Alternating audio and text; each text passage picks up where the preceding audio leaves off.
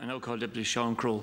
Deputy's 5 Well, minutes. Margaret, in supporting tonight's motion, I want to reiterate how important it is that we secure funding for essential services in hospitals across this island.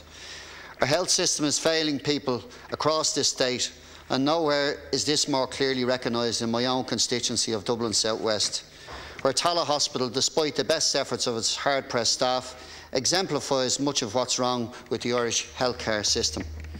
A shortage of key personnel like radiologists, physios, dermatologists and even clerical workers reflect the difficulties within that hospital.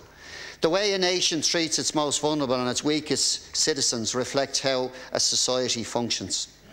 Today, Sinn Féin is calling on the government to stand by its pre-election commitments and respond to the worsening crisis that is denying access even to the most basic care.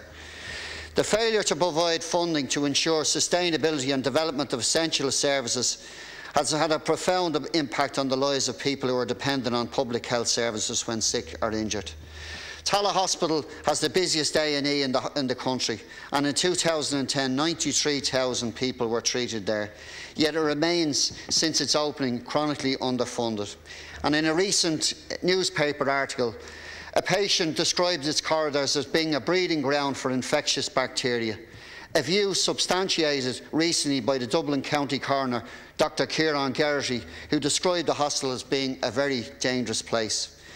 His comments were made after a local man, Thomas Walsh, died after being admitted to Tallaght Hospital with a severe ankle pain.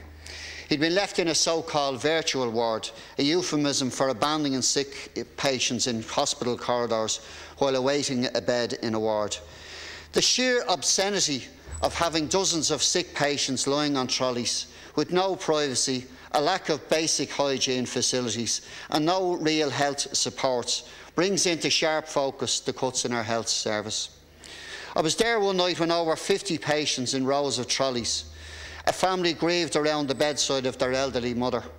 No dignity for the dying and no dignity certainly for that family. I welcome the fact that the HIQA has published the terms of reference for its statutory inquiry into the safety and governance of care at Tallagh's emergency department. And I understand that under the 8 terms of reference, the inquiries will assess the quality, safety, governance and accountability of services provided to patients who attend the emergency department. It will also examine if the board of the hospital has been effective in managing risks to patients. I think the query must take place immediately, and the focus must be on implementing radical improvements in the hospital. Minister, you might also look at the lack of after-hours GP services in Tallaght and its impact on the A&E. Minister, you might also look at an area like Fettercairn in Tallaght, population of 7,000 people, no GP based in that area.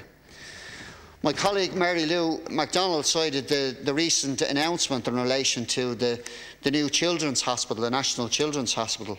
There will be no celebration, certainly in my area, in relation to that.